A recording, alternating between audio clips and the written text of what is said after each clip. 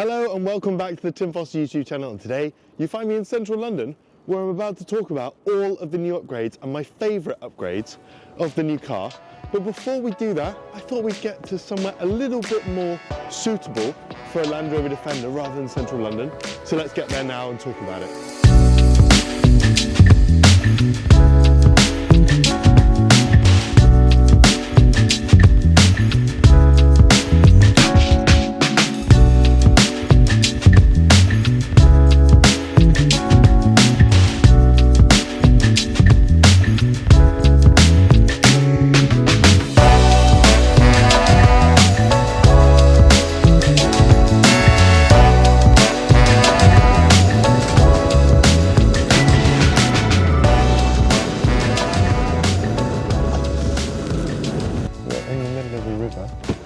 How deep is it? Oh, it's quite deep. It looks good, set in place. All right, look at us now. No longer in central London. I have parked my car in the middle of a Ford because you know what? It doesn't get off-road enough. I know this is technically a road or an end of a road, but you know, I thought I'd park it there anyway, and I think it looks really, really good. I've wanted to come here for a long time, but often there are cars parked just in front of there, people going on dog walks, etc. So you can't actually get there. So I'm happy that I have, and looking good in situ. Okay, so parked in this Ford, we're in Surrey, south of London.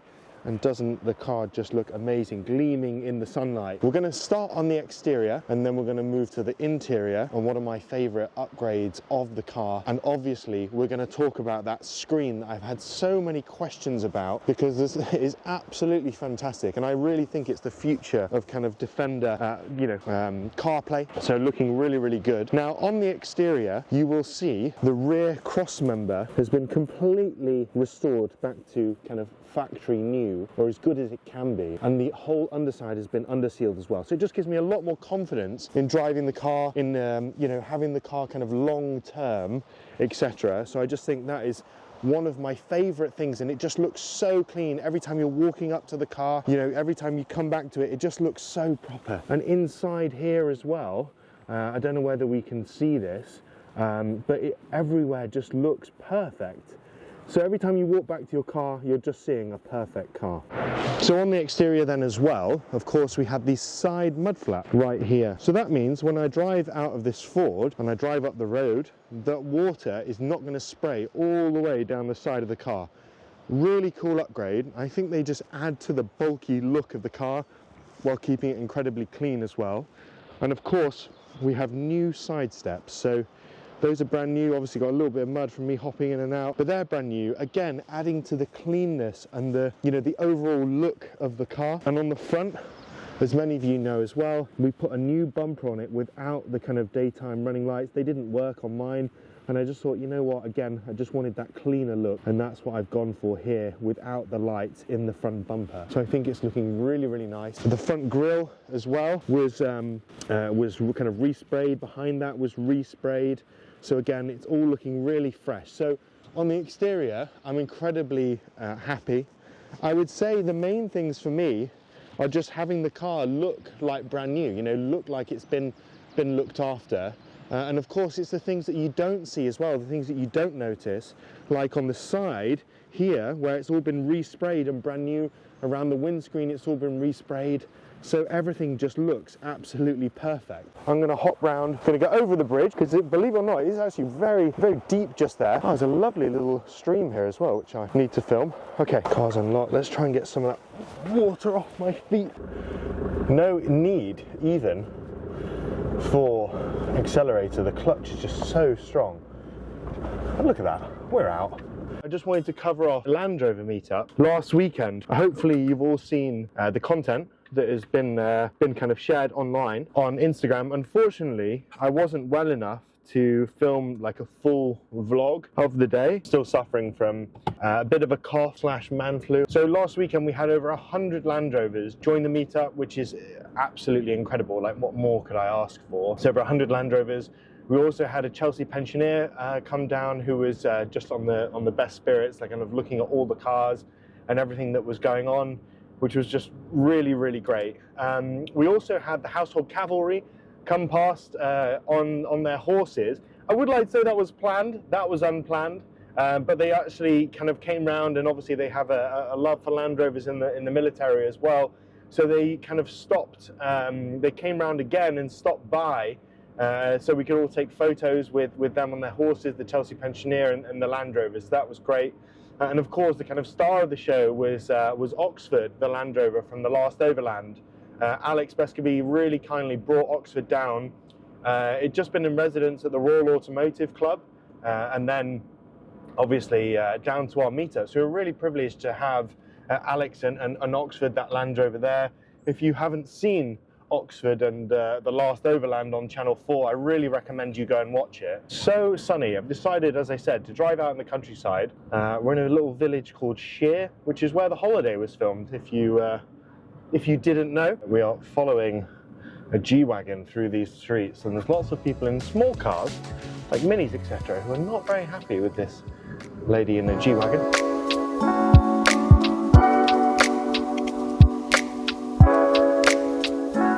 Okay, we've talked over the outside of the car.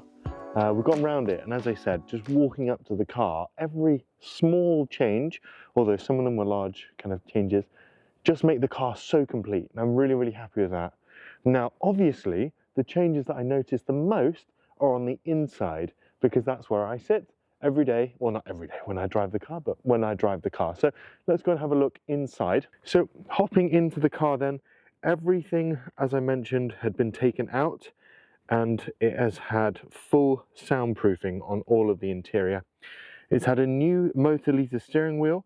The steering wheel is actually quite a bit larger than my steering wheel was previously, so it's taken a little bit of getting used to, but I tell you what, it's just so kind of comfortable to hold. The leather has a bit of a kind of softness to it, and having that bit bigger steering wheel means you can just kind of like rest your arm a little bit easier. So I'm really loving how that looks. Obviously that's a major visual change. Of course, as well, we have the focal speakers, and we have a subwoofer as well. I really like my music. I love getting in the car, going for a drive and listening to music. So this for me has been absolutely transformational. It has, of course, the focal speakers here as well. So yeah, this for me has just been an absolute game changer in terms of audio and listening to music while I'm driving my car. Just quickly round the back while we're here. Look, if I just open it like that, it has a gas ram in the car. I've got all my kind of filming gear, my boots and everything. But yeah, it has a gas ram fitted at the back here, so that any kind of orientation or slope I'm on, the boot just opens and stays open. Give it a good tug and it's closed. Hi Foley. Okay, the main thing you've all been waiting for then is this screen here. Now, usually in Land Rovers, the screen fits into the dash here, and then you have to cut holes on the sides for the rest of these switches. This screen is made by Stinger, and it's the first one that Foley have fitted, and I think it was the 5th that's been sold by the supplier to Foley. So it's really, really new. Now, I've had a lot of questions about it. You know, does it, because obviously it cuts off the vents, how does it look, how does it feel? You know, how is it to use? And honestly, it's great. It has really easy buttons if we're just looking starting on the outside. So here you have a volume rocker, you have your home switch, last song, next song, and then the microphone. So the buttons that you need 95% of the time are here. Next song, volume, done. Now it has its own kind of cigarette lighter here, where sorry, down below where you can't just see where my cable's connected in. That's how you connect it to the CarPlay. But just before we go into CarPlay, if you don't want to use that, you've got music, Bluetooth music, you have access to your camera as well. As I said, I'm just going to quickly put it into reverse so you can see the reversing camera. So really quickly, and you've got a 10.5 inch screen here to see everything as clear as day. So just taking it out of that and turn the car back off just while we continue here. So you've got your radio, DAB, phone, cameras, settings, and then down here you have your navigation and display. So these are kind of, this is an auxiliary kind of feature if you have that connected. Obviously I don't, because 99.9% of the time, I'm going to be using CarPlay. In the settings, you've got your clock, display, system settings, sound settings, tabs, illumination, background, camera settings. So again, everything that you might need. I've basically not touched anything here apart from the sound settings, where you can adjust kind of where it's going. And then I've kind of had a little play with the equalizer to kind of bring down some of the upper mids, etc. But you know, you can do that and have it changed to factory EQ, to pop, electronic, flat, whatever it might be. So let's just press the home button, go to the home screen, and then I'll show you how quickly it connects when you get onto CarPlay. So plug the phone in now, and then you have a 10.5-inch screen here. Of course, the usual CarPlay stuff you can just flick through, bloody parking apps, WhatsApp, SoundCloud, Waze, you know, maps, everything like that is in there. So again, that's your usual kind of CarPlay screen. If you want to go back, you can just click the home menu, that will go back here, and then you can click CarPlay to go back in there again. So really, really straightforward to use. It's a huge screen, and it's actually more visually aligned with where your eye is. The other screen is down below. And also the other screens are much smaller as well, and they don't have as obvious buttons. So again, I'm so happy with how this screen is. I think the only thing that could be slightly better is the clarity, could be slightly sharper. But again, for what you're paying for it and the size of the screen, I think it's it's not been a problem at all. I've just, I've seen a lot of screens in, the likes of Porsches, etc. But I mean, goodness me, they must be kind of £5,000, £6,000. So again, for the price, I think it's absolutely perfect. It connects up with all the speakers, great. It has a separate microphone just here so people can hear you when you're on the car. And that, combined with soundproofing, has been absolutely fantastic. Okay, so to test out the soundproofing and everything else, let's go for a little drive and let's talk about, again, the feeling of the car now the kind of all these parts have been fitted before I summarize my thoughts. Let's go for a quick drive. All right, let's get on the road. Okay, we're coming out. These lanes are absolutely crazy as well. They're so tiny. If you meet another car coming the other way, it's game over. So yeah, I'm out in Surrey Hills, where all the mountain bikers go. I wouldn't mind giving that a go myself, actually. I used to do a lot of mountain biking when I was in my younger years. But yeah, how does it sound now? I mean, can you hear me fine? I would say with soundproofing, what it does is it takes away certain droney tones, and it really isolates you from what's happening outside. I think that's the biggest things that I've noticed. Look, I mean, the car's never going to be, as quiet as a Range Rover, for example, or I don't know, what else the quietest car? A Rolls Royce.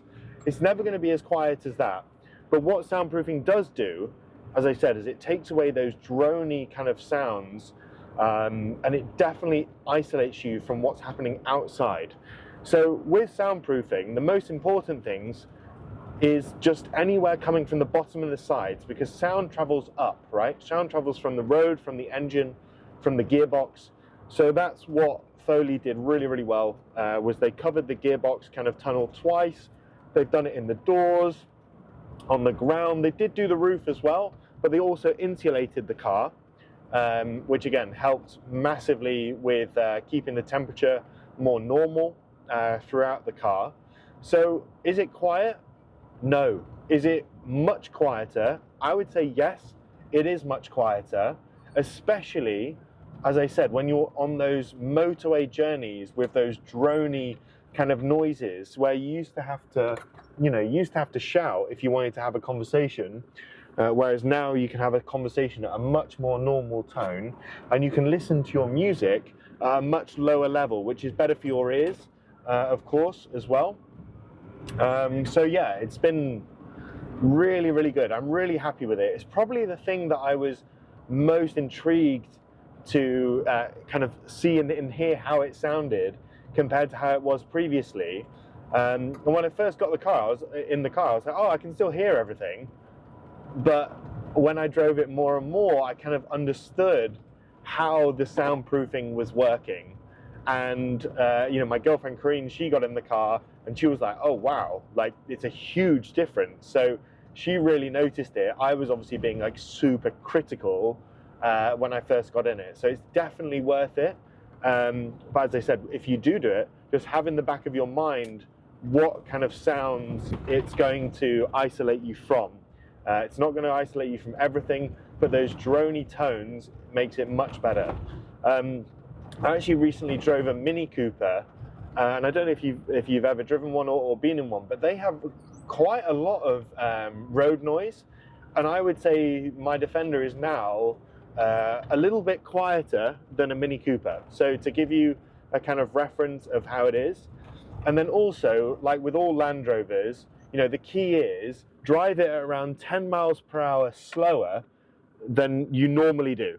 So on a motorway, I usually drive the car around kind of 60 miles per hour, you know, instead of 70, and that helps with the noise tremendously.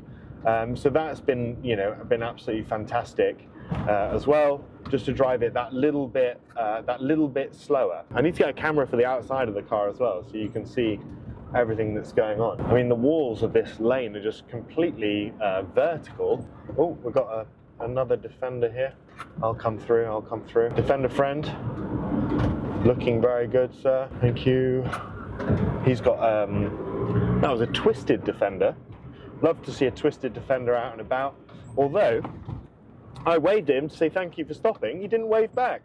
So not only did I not get a Defender wave, I didn't get just a courteous wave. So that was a bit shameful. Okay, so we are ending the day just near where we have started. The car is outside the White Horse pub, famous from the holiday, as I briefly mentioned earlier. To say what is my favorite upgrade of the car, I think I don't have one in particular, because the car is almost a sum of its parts.